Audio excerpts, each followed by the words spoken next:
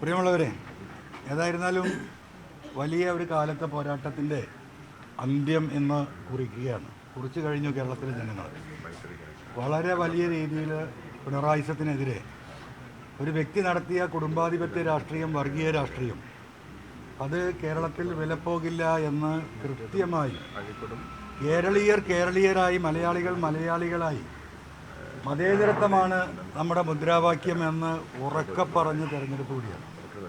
ഇതെല്ലാവർക്കും ഒരു പാഠമാണ്.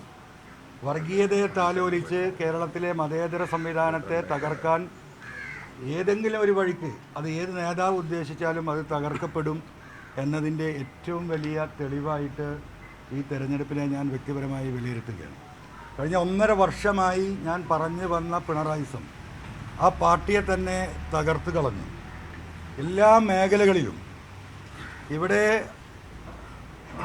സർവേ റിപ്പോർട്ടുകൾ വരുന്നതിന് മുമ്പ്, എക്സിറ്റ് പോൾ റിപ്പോർട്ട് വരുന്നതിന് മുമ്പ് തലേ ദിവസം ഞാൻ വ്യക്തിപരമായി നൽകിയ ഒരു സർവേ റിപ്പോർട്ട്, അതിൽ 86 സീറ്റിൽ UDF 100% ജയിക്കുമെന്നും 23 സീറ്റിൽ 51% സാധ്യത എന്നും പറഞ്ഞ കണക്ക് നിൽക്കുന്നു. ഏകദേശം 103 എത്തിയിരിക്കുകയാണ്. ആ 23 ചാൻസും വിജയിച്ചാൽ 107 സീറ്റുകളിൽ UDF വിജയിക്കണം. അതൊരു ഭാഗമാണ്. കേരളത്തിൽ ഒരാളും പറഞ്ഞിട്ടില്ല ഈ പറയുന്ന പയ്യന്നൂരും തളിപ്പറമ്പിലും ഈ പറയുന്ന 2 പിണറായിസത്തിനെതിരെ പോരാടാൻ ഇറങ്ങിയ സഖാക്കൾ ജയിക്കുമെന്ന് ഒരാൾക്കും ഒന്ന് പറയാൻ കഴിഞ്ഞിട്ടില്ല. കൃത്യമായും ആ സർവേ റിപ്പോർട്ടിൽ ഞാനത് പറഞ്ഞത്. അപ്പോൾ ഞാൻ പറഞ്ഞു വരുന്നത്, കേരളത്തിൽ ഉടനീളം കമ്മ്യൂണിസ്റ്റുകാർ ഇതാ വോട്ട് ചെയ്യാൻ പോകുന്നു. ഈ പിണറായിയെ താഴെ ഇറക്കുന്നത് ഇവിടുത്തെ ഇടതുപക്ഷക്കാരും ഇവിടുത്തെ നല്ലവരായ സഖാക്കളുമാണ് എന്ന് പറഞ്ഞത് അക്ഷരം പ്രതി കേരളത്തിൽ പ്രാവർത്തികമായിരിക്കുകയാണ്.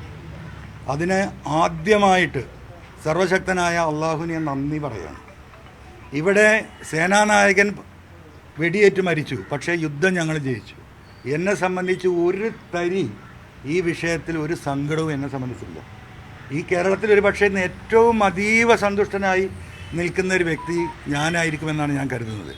കാരണം അത്രത്തോളം കഴിഞ്ഞ 1.5 വർഷം എൻ്റെ ജീവൻ, എൻ്റെ ജീവിതം, എൻ്റെ സമ്പത്ത് മുഴുവൻ എല്ലാ വെല്ലുവിളികളും ഏറ്റെടുത്തിട്ടാണ് ഈ പോരാട്ടത്തിന് ഒരു ഇഞ്ച് വ്യത്യാസമില്ലാതെ, ഒരു സ്ഥലത്തും ഒരു ഗ്യാപ്പും കൊടുക്കാതെ പോരാട്ടം നടത്തിയത്.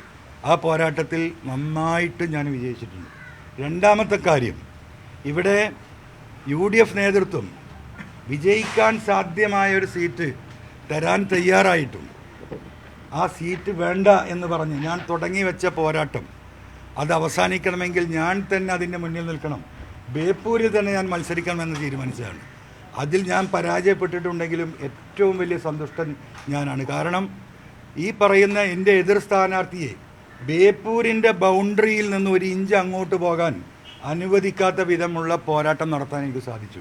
കോഴിക്കോട് ജില്ലയിൽ 13-ൽ 12 ഞാനൊഴികെ 12 സീറ്റും UDF ജയിച്ച് കയറിയിട്ടുണ്ടെങ്കിൽ അവിടുത്തെ തെരഞ്ഞെടുപ്പിൻ്റെ ഉത്തരവാദിത്തം ഏറ്റെടുത്തിരുന്ന എൻ്റെ എതിർ സ്ഥാനാർത്ഥിക്ക് ആ മണ്ഡലത്തിൽ നിന്ന് പുറത്തു കടക്കാനുള്ള സാഹചര്യം പോലും ഉണ്ടായില്ല.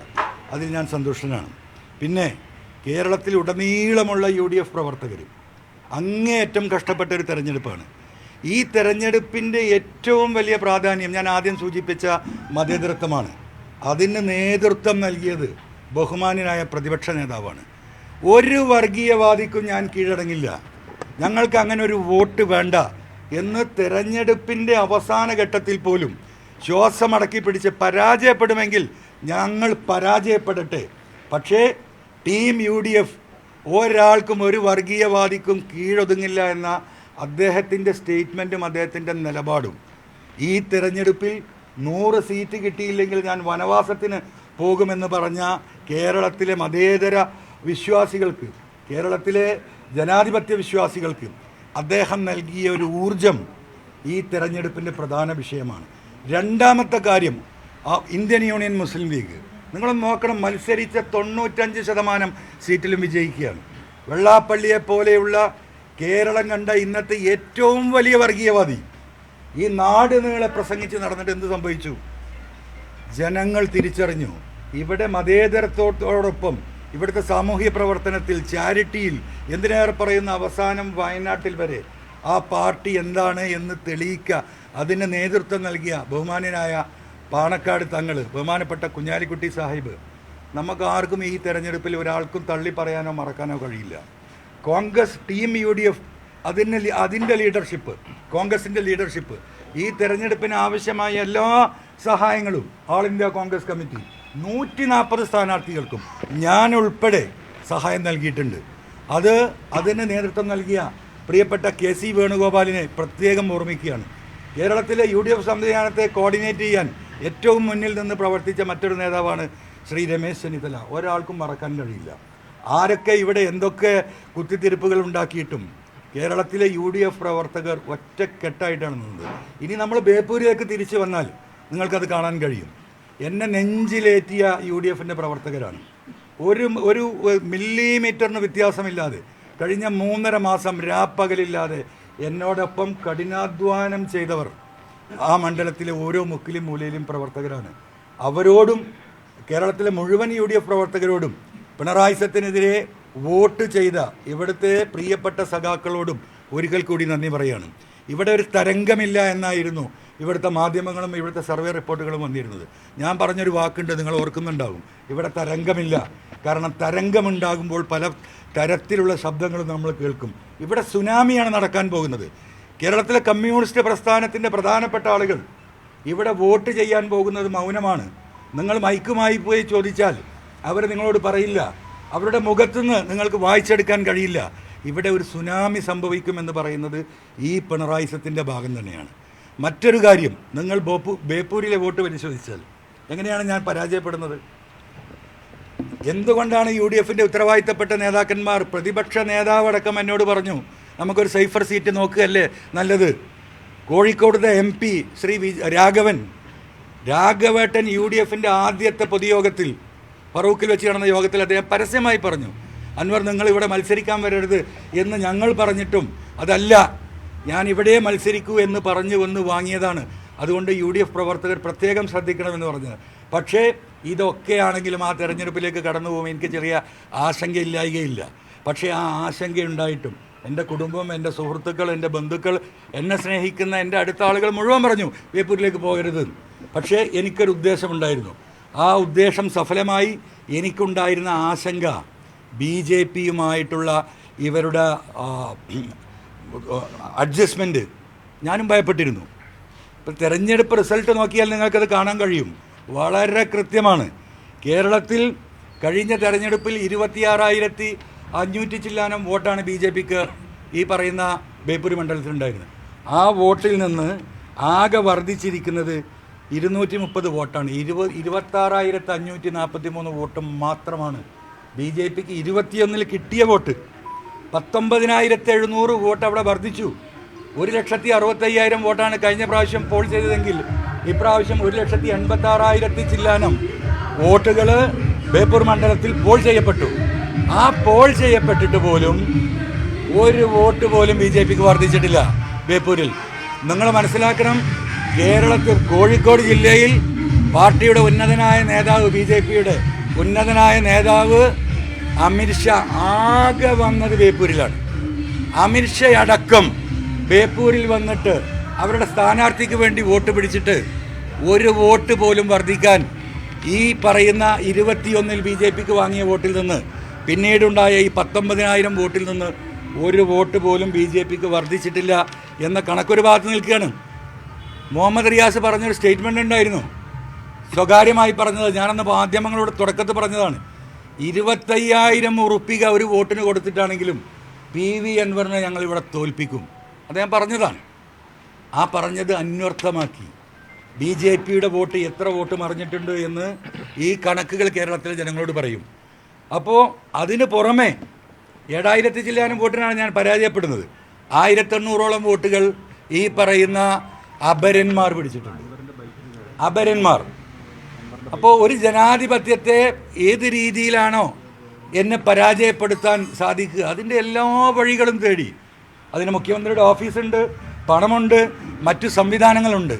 ഇതെല്ലാം ഒരുമിച്ച് നിർത്തി കേരളം ആകെ പരാജയപ്പെട്ടാലും ബേപ്പൂര് വിജയിച്ചെടുക്കുക എന്ന, പിണറായിയുടെ മരുമകനെ രക്ഷിക്കുക എന്ന രാഷ്ട്രീയമാണ് അവിടെ യഥാർത്ഥത്തിൽ ഇപ്പോൾ ടെക്നിക്കലി അദ്ദേഹം ജയിച്ചിരിക്കുകയാണ്. ആ ടെക്നിക്കലിയുള്ള ജയത്തിനപ്പുറം ഒരു ധാർമ്മികമായ ജയം അദ്ദേഹത്തിന് ഒരു നിലക്കും അവകാശപ്പെടാൻ പറ്റില്ല. പക്ഷേ ഇത് ജനങ്ങളോട് പറഞ്ഞിട്ട് ഇങ്ങനെയൊക്കെയാണെങ്കിലും ആ ജനവിധിയെ ഞാൻ അംഗീകരിക്കുകയാണ്. അപ്പം ഈ തെരഞ്ഞെടുപ്പിൻ്റെ ഒരു അനലൈസേഷൻ കൃത്യമായി നിങ്ങൾ നടത്തണം. മറ്റുള്ള ചില കാര്യങ്ങളിലേക്കൊന്നും ഞാൻ കിടക്കുന്നില്ല. എന്തുകൊണ്ട് BJPയുടെ വോട്ട് കുറഞ്ഞു, BJPക്ക് വോട്ട് വർദ്ധിച്ചില്ല എന്ന രാഷ്ട്രീയം ഇവിടെ ഈ സംസ്ഥാനത്തൊട്ടാകെ BJPയും CPMും ചില സീറ്റുകളിലുണ്ടാക്കിയ ധാരണയെക്കുറിച്ച് കൃത്യമായി പല ഘട്ടത്തിൽ പറഞ്ഞിട്ടുള്ളതാണ്. പക്ഷേ തെരഞ്ഞെടുപ്പ് ഘട്ടത്തിൽ ഞാൻ പറഞ്ഞിരുന്നു അത് വിജയിക്കാൻ പോകുന്നില്ല ചില സ്ഥലങ്ങളിലല്ലാതെ. അത് തന്നെ ഇവിടെ ക്ലിക്കായി. ആലപ്പുഴ ജില്ലയിൽ സർവേയിൽ കൃത്യമായും പറഞ്ഞ അതേപോലെ ഒരു മാറ്റവും ഇല്ല.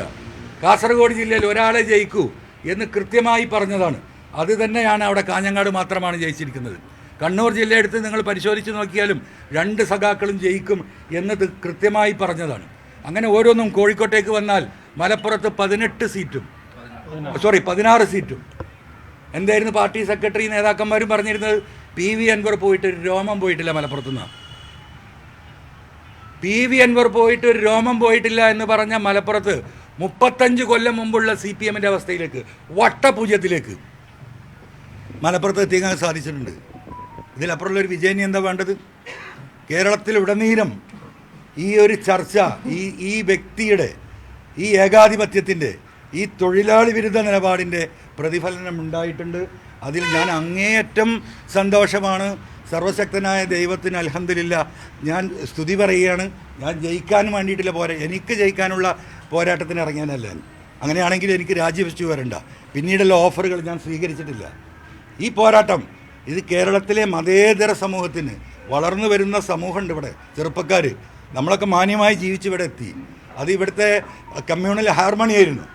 ആ ഹാർമണിയെ കേവലം രാഷ്ട്രീയത്തിന് വേണ്ടി, കുടുംബത്തിന് വേണ്ടി മാത്രം, പിണറായി എന്ന് പറയുന്ന വ്യക്തി ഒരു കുടുംബത്തിന് വേണ്ടി ഈ കമ്മ്യൂണിസ്റ്റ് പാർട്ടിയെ ഒറ്റുകൊടുത്തു, ഇവിടുത്തെ ഇടതുപക്ഷത്തെ ഒറ്റുകൊടുത്തു. അത് തിരിച്ചറിഞ്ഞ സഖാക്കൾ തിരിച്ചടിച്ചു.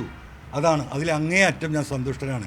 പത്രമാധ്യമ പ്രവർത്തകർ എന്തൊക്കെ പറഞ്ഞാലും എല്ലാ ഘട്ടങ്ങളിലും പിണറായി സവുമായി ഏറ്റുമുട്ടി ഞാൻ നിയമസഭാ സാമാജികത്വം രാജിവെച്ച് ഇറങ്ങിയ അന്ന് തൊട്ട് ഈ നിമിഷം ഇപ്പോഴും ഞാൻ പരാജയപ്പെട്ടിട്ട് ഉണ്ട് എന്ന് കൃത്യമായി അറിഞ്ഞിട്ട് പോലും നിങ്ങൾ എന്നെ വന്ന് കാണുകയും എനിക്ക് പറയാനുള്ളത് കേൾക്കുകയും ചെയ്യാനുള്ള മനസ്സ് കാണിച്ച കേരളത്തിലെ മുഴുവൻ പത്രമാധ്യമങ്ങൾക്കും ഹൃദയപൂർവ്വം നന്ദിയും സ്നേഹവും ആദരവും അറിയിക്കുകയാണ്.